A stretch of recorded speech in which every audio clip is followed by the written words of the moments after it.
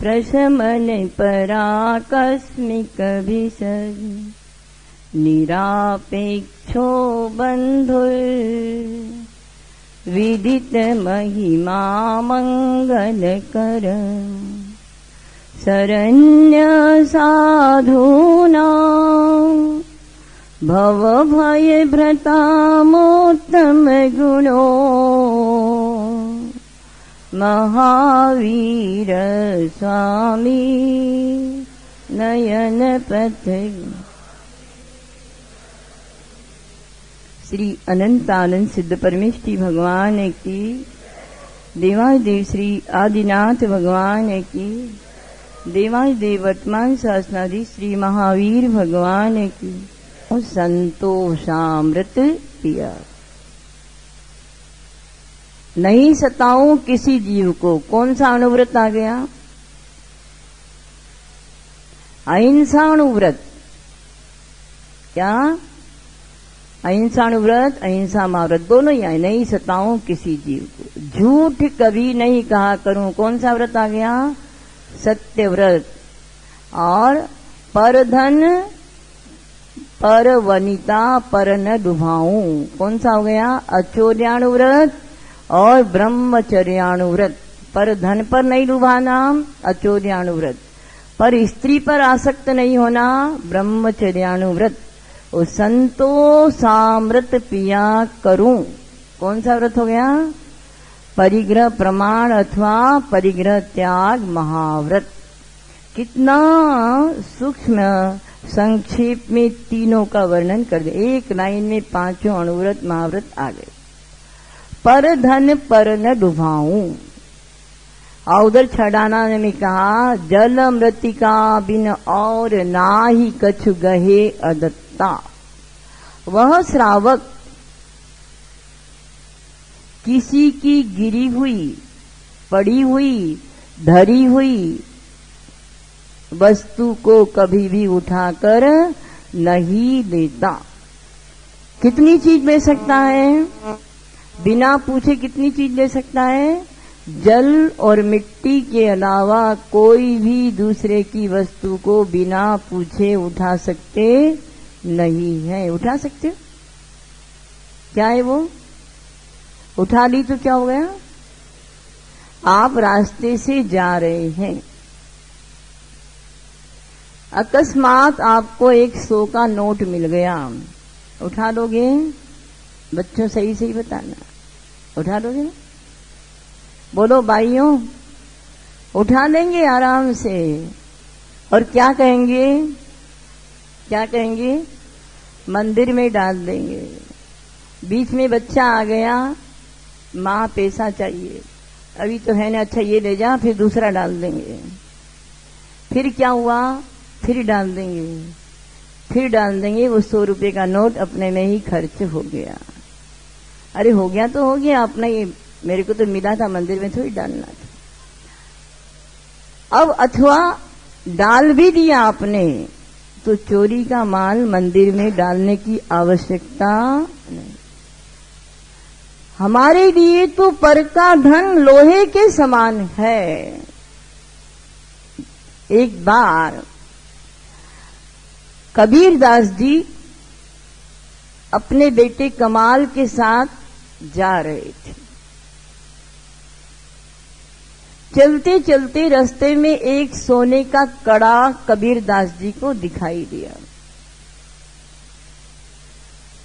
कबीरदास जी ने सोचा, पीछे बेटा आ रहा है, कहीं इसकी निगाह इस सोने पर पड़ करके इसकी बुद्धि खराब नहीं हो जाए। उन्होंने पास में से धूली उठाई और उस कड़े पर ढक दी। कमाल पीछे से देख रहा है कि पिताजी ने ये क्या किया। खड़े हुए कबीरदास जी। कमाल आ रहा है, पूछता है, पिताजी आपने क्या किया? बेटा सोने का कड़ा था, मैंने सोचा बेटे की नीयत खराब नहीं हो जाए, इसलिए धूली ढक दी। पिताजी आपने कोई अच्छा काम नहीं किया। आप में, आपके अंदर अभी भी सोना और धूली में अंतर दिखाई दे रहा है। मेरे को तो दोनों ही धूली दिखाई दे रहे हैं, दोनों ही जड़ दिखाई दे रहे हैं। आप इतने ज्ञानी होकर के भी धूली और सोने को अलग अलग मान रहे हैं। आपने क्या किया? धूली से धूली को ढका है। पुद्गल है, सोना भी पुद्गल है, धूली भी पुद्गल है। धूली से धूली को ढक दिया, कोई अच्छा काम नहीं किया। तो आचार्य कहते हैं ज्ञानी की निगाह इतनी ऊंची होती है, परधन को वह धूली के समान देखता है, आंख उठाकर भी उसकी ओर निगाह नहीं करता है। यह वस्तु तेरे हक की नहीं है। चोरी कहाँ कहाँ, कभी सेल टैक्स की चोरी, कभी इनकम टैक्स की चोरी, कभी घर में ही चोरी। आचार्य कहते हैं यह वह देश था जहाँ घरों में कभी ताले नहीं लगते थे, किंतु आज तो सासू बहू के देग में भी ताले नजर आते हैं।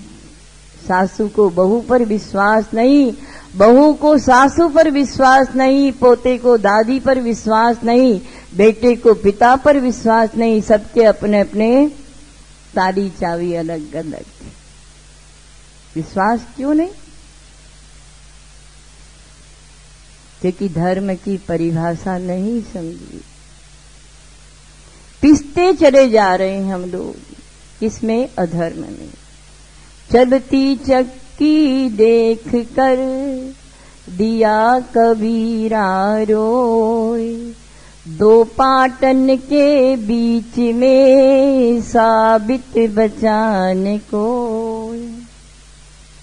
पहले चक्कियां चलती थी, है ना? अब कौन पीसे? पर चक्की में दो पार्ट होते थे। तो कबीर दास जी सुबह सुबह निकले, अपनी भक्ति में मस्त होकर निकल रहे थे। उनको चक्की की आवाज आई कि कोई महिला चक्की पीस रही है। उन्होंने कहा चलती चक्की देखकर दिया कबीरा रोए। दो पार्ट कौन से? एक आकाश और एक पृथ्वी, ये दो पार्ट हैं। इनके बीच में संसारी जीव पिसाता चला जा रहा है। कोई भी क्या नहीं है साबित बचान को।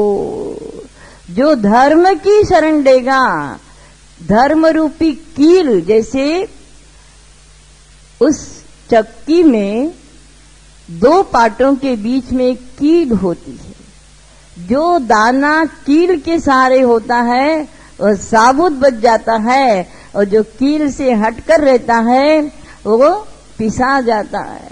उसी प्रकार आचार्य कह रहे हैं कि आकाश और पृथ्वी ये दो पार्ट हैं। इन दो पार्टों का के बीच में एक कील है, धर्म की कील। जो धर्म की कील के सहारे रहेगा वह तो साबुत है, भव्य जीव है, निर्वाण को प्राप्त करेगा। और जो धर्म की कील के सहारे को छोड़ करके पांच पापों में संलग्न हो जाएगा वह पिसा जाएगा। पिसाते चले, अनंत काल हो गया पिसाते हुए। तो परधन पर कभी भी आंख नहीं उठाना, चोरी नहीं करना। किसकी चोरी? सबसे बड़ी चोरी कहाँ होती है? बाहर की चोरी में सब चर्चा ही नहीं करती। यहीं की चोरी बता दो, कहाँ करते सबसे ज्यादा चोरी? जितनी धर्म की प्रतियोगिताएं होती हैं उसमें भी चोरी को नहीं छोड़ पाते हैं, तो पाप के कार्यों में क्या चोरी को छोड़ोगे? अभी प्रतियोगिता करें यहाँ पे, इधर उधर निगाह जा रही है, उसका टीपना उसका टीपना, इधर से उधर नकल करना। क्या है बच्चों, नकल करते हो? करते हो? नहीं करते हो? इतने साहसी हो? अभी हम बताएं, अभी किसी से प्रश्न पूछे क्या इशारों में हो जाएगा चीटिंग हो गई, क्या है ये? चीटिंग, चोरी है चोरी। और धर्म की प्रतियोगिता में भी चोरी करने से नहीं बचते हो, कुछ नहीं। इतना होता है जो घरों में आपको प्रतियोगिता की कापियां भेजते हैं, वहां कितनी चोरी करते हो। वहां पूछा, वहां पूछा, वहां पूछा, और यदि चोरी करने में किसी ने नहीं बताया मान कसाय से, तो उससे 36 का आंकड़ा भी बन जाता है। आचार्य के धर्म तोड़ता नहीं है, जोड़ता है। उन प्रतियोगिता में भाग मत दो भलाई, कोई चिंता नहीं जहां आपको टूट जाओ। एक घटना बताऊं, दिल्ली में देरानी और जेठानी दोनों हमारे सामने बैठी हुई थी। अब जेठानी कह रही है, तुमने तो पूरी पुस्तिका भर दी होगी, तुम्हें तो सब याद है। उसने भर भी दी, भेज भी दी। नहीं भाभी जी, मुझे तो कुछ आता ही नहीं, मैं तो भरी ही नहीं। अब जेठानी को मालूम है पुस्तिका जा चुकी। अरे ऐसे मत बोलो, क्यों गलत बोल रही हो? नहीं नहीं, मेरे पूरे भरे ही नहीं, मैंने तो अभी भेजी नहीं। अब क्या हो गया? उस दिन से ओ हो मेरी देरानी मेरे साथ इतना बड़ा विश्वासघात करती है। दोनों में 36 का आंकड़ा आइए। धर्म के क्षेत्र में आकर के इतना बड़ा विश्वासघात करते हो, आपस में चोरी करते हो, नकल करते हो, बाहर की तो बात ही क्या है। जब धर्म क्षेत्र में आकर के भी हम इन पापों से बचना नहीं चाहते हैं, केवल हमारा नंबर आ जाए, कुछ नहीं। यहाँ नंबर आ जाएगा, एक बार आ भी सकता है, किंतु चोरी के पाप से तुम्हें भगवान भी बचा सकता नहीं है। इसलिए कभी भी दूसरे के ज्ञान की चोरी नहीं करना, दूसरे के धन की चोरी नहीं करना। मूर्ख रहना अच्छा, किंतु नकल करके पास होना अच्छा नहीं। पर धन पर नहीं डुबाना। एक चोर था, देखो बच्चों सुनो, तुम्हारे लिए कहानी सुना। एक चोर था, वह चोरी करने राजा के दरबार में चला गया। क्या चोरूं, परेशान हो गया, कहीं भी कुछ अवसर नहीं मिला, क्योंकि व्यवस्थाएं बहुत अच्छी थी। वो अस्तबल में चला गया जहां घोड़े बांधते हैं, वहां से एक सुंदर घोड़ा चुरा कर ले आए। अब घोड़े का क्या उपयोग करूं, चलो इसको बेच देते हैं। चुरा तो लाए, किंतु घोड़े की कीमत को नहीं जानता। अब जहां घोड़े बिकते वहां पर खड़ा हो गया घोड़े को लेकर। सबने पूछा कितने में दिया, कुछ नहीं बोला। बोले 500 रुपए में दे दो। बोले चोरी का माल थोड़ी तो दे दो 500 रुपए में। फिर दूसरा व्यक्ति 1000 रुपए में, अरे चोरी का माल थोड़ी जो 1000 रुपए में दे दूं। 4 आए, 5 आए, 2000 में 3, अरे चोरी का माल थोड़ी है जो 1000 रुपए में दे दूं, 2000 में दूं। तो चोर की नाड़ी चोर जानता है, चोर की कला को चोर जानता है। सुबह से शाम तक उसका घोड़ा नहीं बिका। शाम को एक चोर ही आ गया। उसने कहा घोड़ा कितने में दिया? दो 1000 रुपए में दे दो। अरे चोरी का माल थोड़ी है। अच्छा एक बार मुझे इसको देख लेने दो, घोड़ा कैसा, एक बार सवारी करके आ जाऊं। जरूर जाओ। बोले मेरे हाथ में एक खोटा नारियल है, ये कहाँ रखूं? बोले मुझे देकर जाओ। वो उस पर बैठ करके मैं इसकी चाल देखना चाहता हूं, और चाल अच्छी हो तो भरपूर दूंगा। दे दिया, और वह उसकी चाल देखने के लिए बैठ करके गया, फिर आया ही। सबने पूछा भैया घोड़ा कितने में बेचा?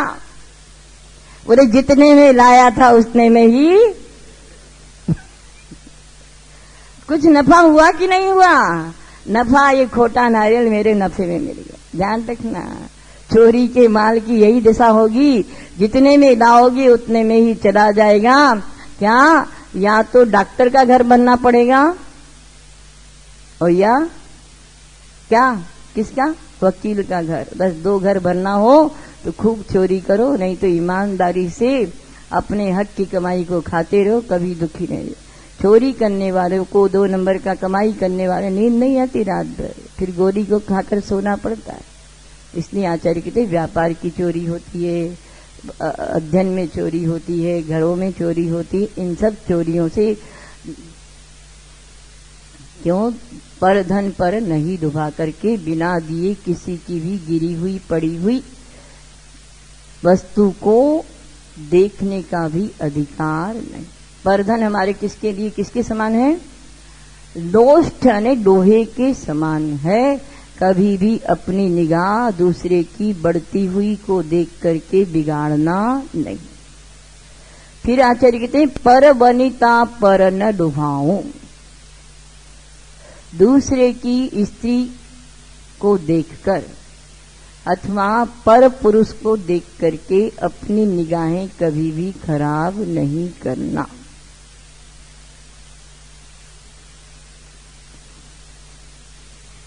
एक बात मुझे याद आई, रामचंद्र जी, सीता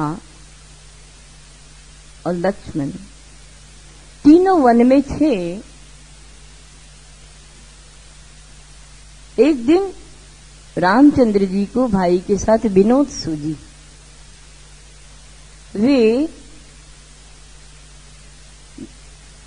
भाभी सीता और लक्ष्मण को एक साथ छोड़ करके बाहर घूमने लगे।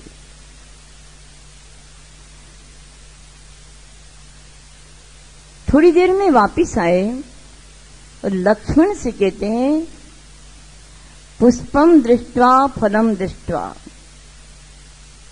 दृष्ट्वा सुंदरी नारी कस्य मन न चलायमान भवति। हे लक्ष्मण, वन में सुंदर पुष्पों को देखकर, वन में सुंदर फलों को देखकर, उस सुंदरी सीता जैसी नारी को देखकर किसका मन चलायमान नहीं होता है।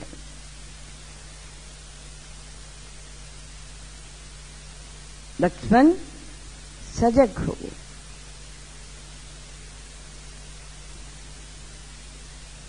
वे कहते हैं हे भैया,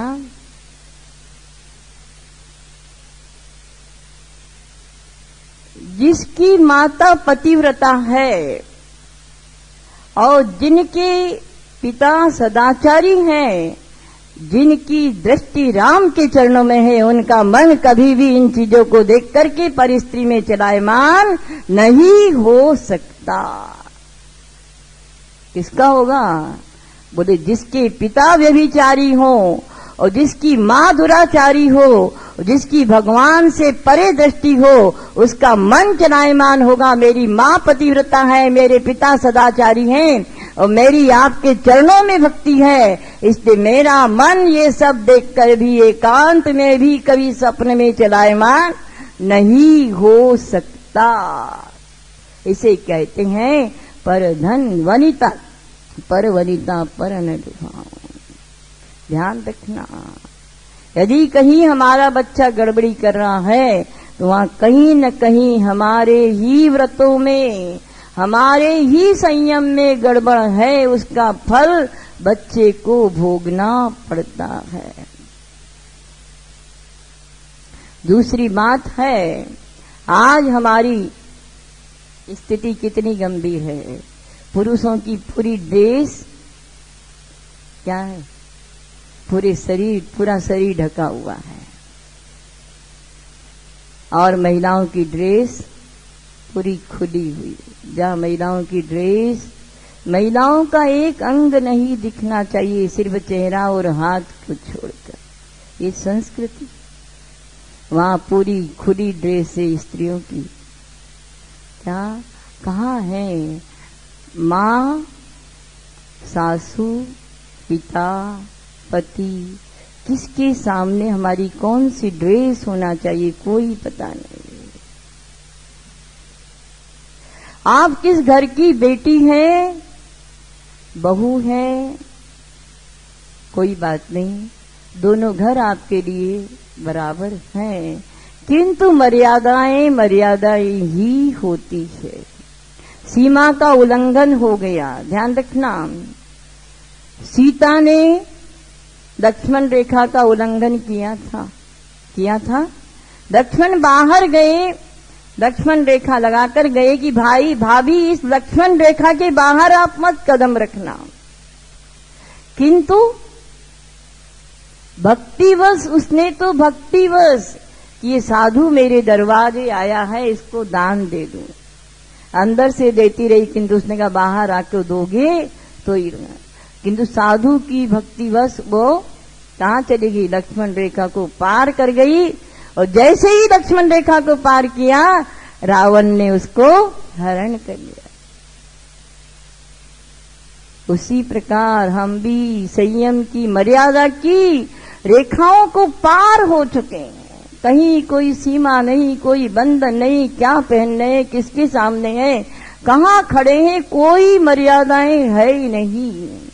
उसका कारण है कि अपने सील पर ही हमें क्या है, सील का नाज नहीं, नारी का गुण ही लज्जा गुण है। यदि एक सील गुण नहीं है, सारे गुण हैं, एक सील गुण ही नहीं है तो सारे गुण क्या है, बेकार हैं। तो सील गुण की रक्षा किससे होती है? वेशभूषा हमारे सील की रक्षा के लिए होते हैं। अपनी ही बहू बेटियों को आराम से जींस टॉप पहनाते हो, अपने ही सामने खड़े होकर के पहनाते हो, बहुत अच्छे लगते। ये सीमा का उल्लंघन है, मर्यादा का उल्लंघन है। घटना सुन लो, ये सारी घटनाएं घट चुकी अपनी ही समाज में। एक सासू जी ने अपनी नई नई बहू के लिए जींस टॉप खरीदी। मेरी बहू है, एक ही तो बहू है, इसे मैं जींस टॉप पहनाऊंगी। रोजाना मंदिर ले जाना जींस टॉप में, घूमने ले जाना जींस टॉप में, एक अकलौती तो बहू है।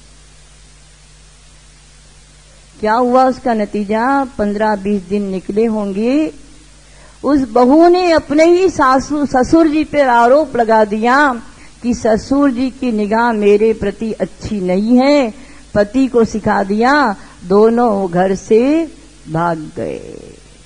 त्राही त्राही मच गई। सच्ची घटना है।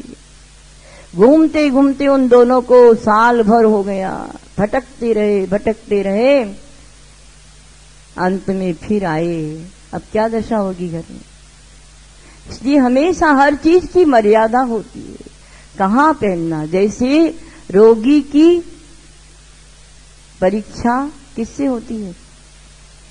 रोगी की परीक्षा नाड़ी से होती है, धनिक की परीक्षा गाड़ी से होती है, वैसे स्त्री की परीक्षा साड़ी से होती है। क्या नहीं माता जी, पूरा शरीर ढका हुआ है सलवार कुर्ता में, कुछ नहीं, साड़ी तो साड़ी ही है।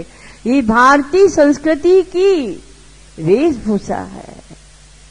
जिस समय इन बच्चों से पूछ लो आप, मैं कई बच्चों से प्रश्न करती हूँ कि बच्चों तुम्हारी माँ जिस समय साड़ी में रहती तब कितनी अच्छी कैसी लगती है? बच्चे बोलते उस समय माँ लगती है।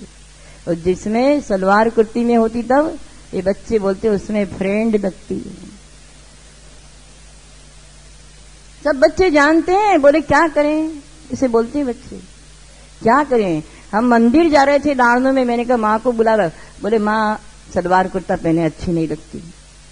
दूसरे दिन मैंने कहा अच्छा माँ, आज माँ ने साड़ी के लिए अभी बुला कर लाता हूँ। आप ये मत सोचो कि ये क्या समझते हैं, आपके एक एक कार्य का इनके पास क्या लोखा झोंका है। जैसा आप करोगे वैसा ये करेंगे। फिर आप थप्पड़ मार करके इनको 2 गाली दोगे, कुछ नहीं होगा, पीटते जाओ, कुछ नहीं होगा। स्वयं सुधरोगे तो बच्चों को सुधार सकते हैं। एक घटना और सुनाती मैं आपको। एक लड़की पूरी आधुनिक ड्रेस से पहने हुए चली जा रही थी, कहाँ घूमने, पर्स जींस टॉप आदि। एक लड़के ने उसे छेड़ दिया तो उस लड़की ने केस कर दिया। कोर्ट में दोनों हाजिर हो गए। जब वो लड़की कोर्ट में आई तो पूरी भारतीय संस्कृति की नारी बनकर आई। जज ने पूछा लड़के से, तुमने इसे छेड़ा है? बोले जी, ऐसी भारतीय संस्कृति की पतिव्रता नारी को मैं कैसे छेड़ सकता हूं। जज समझदार था, उस महिला से कहा कि आपको जिस ड्रेस में इसने छेड़ा वही ड्रेस सामने पहन कर आओ। अगली पेशी में ऐसा ही हुआ, जिस ड्रेस में उसे छेड़ा था वह ड्रेस पहनकर कोर्ट में आई। लड़के से पूछा गया, इसे छेड़ा है? जी हाँ, मैंने छेड़ा है। क्यों? बोले इनकी ड्रेस ने मुझे छेड़ने के लिए बलात् प्रेरित किया है। ध्यान रखना, हम लड़कों की ओर निगाह उठाते हैं कि लड़के ऐसा करते हैं, किंतु आपकी ड्रेस इनको छेड़ने के लिए प्रेरित करती है। क्यों नहीं अपना पहनावा बदलाते? आखिर जज ने क्या कहा कि दंड की भागीदार आप हैं, आप अपनी वेशभूषा संभालिए, दंड आपको दिया जाएगा, इस बालक को, इस युवक को दंड नहीं दिया जाएगा। समझ जाइए कहाँ है, क्या करते हैं। एक सारी आपके गुरु कौन है बताओ? गुरु कौन है आपके? हमारे पंचम काल के देवसाज गुरु बदल गए।